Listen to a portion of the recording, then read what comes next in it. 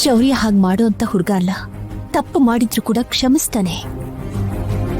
ತಪ್ಪು ಹೆಜ್ಜೆ ಹಾಕ್ತಿದ್ದವ್ರಿಗೆ ಸರಿಯಾದ ದಾರಿ ತೋರಿಸ್ತಾನೆ ಹೊರತು ಕನಸಿನಲ್ಲೂ ಕೂಡ ಯಾರಿಗೂ ದ್ರೋಹ ಮಾಡಲ್ಲ.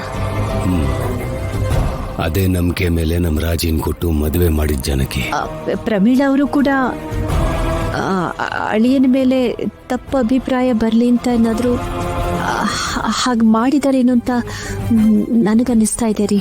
ಯಾವ ತಾಯಿನೂ ತನ್ನ ಮಗನ ಬಗ್ಗೆ ಈ ರೀತಿ ತಪ್ಪಾಗಿ ಮಾತಾಡಲ್ವಲ್ಲ.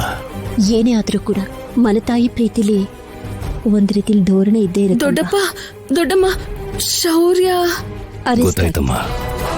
ವಿಷಯ ನಿಮ್ಗೂ ಕೂಡ ಗೊತ್ತಾಯ್ತಾ? ರಾಜಿ ಅತ್ತೆ ಫೋನ್ ಮಾಡಿ ನಮ್ಗೆ ಹೇಳಿದ್ರು.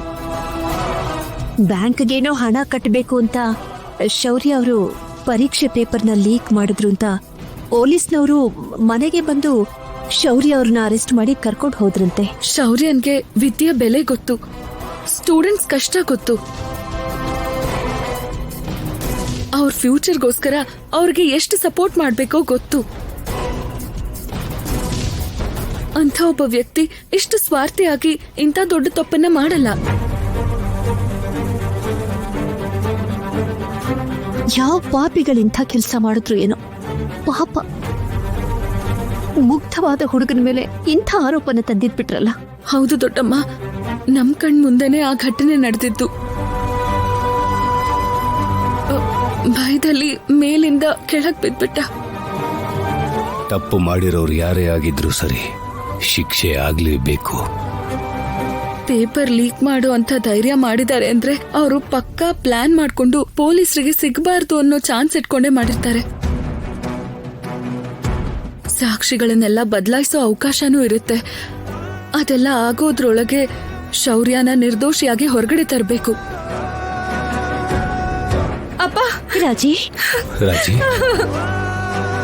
ಅಳ್ಬಿಡಮ್ಮ.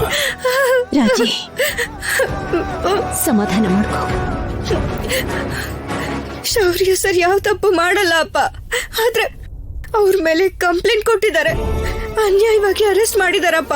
ಅಮ್ಮ ರಾಜಿ, ನಿಮ್ಮ ಯಜಮಾನ್ರನ್ನ ನಿಮ್ಮಪ್ಪ ಬಿಡಿಸ್ಕೊಂಡು ಕರ್ಕೊಂಡು ಬರ್ತಾರಮ್ಮ. ನೀನ್ ಅಳಬೇಡ ಅಮ್ಮ. ಎಷ್ಟು ಸಮಯದಲ್ಲಿ ಎಷ್ಟು ಒಳ್ಳೆ ಹೆಸರು ಸಂಪಾದಿಸ್ಕೊಂಡಿದ್ರು, ಆದ್ರೆ ಈಗ ಎಲ್ರು ಅವ್ರ ಬಗ್ಗೆ ತಪ್ಪಾಗಿ ಮಾತಾಡ್ತಿದಾರಮ್ಮ.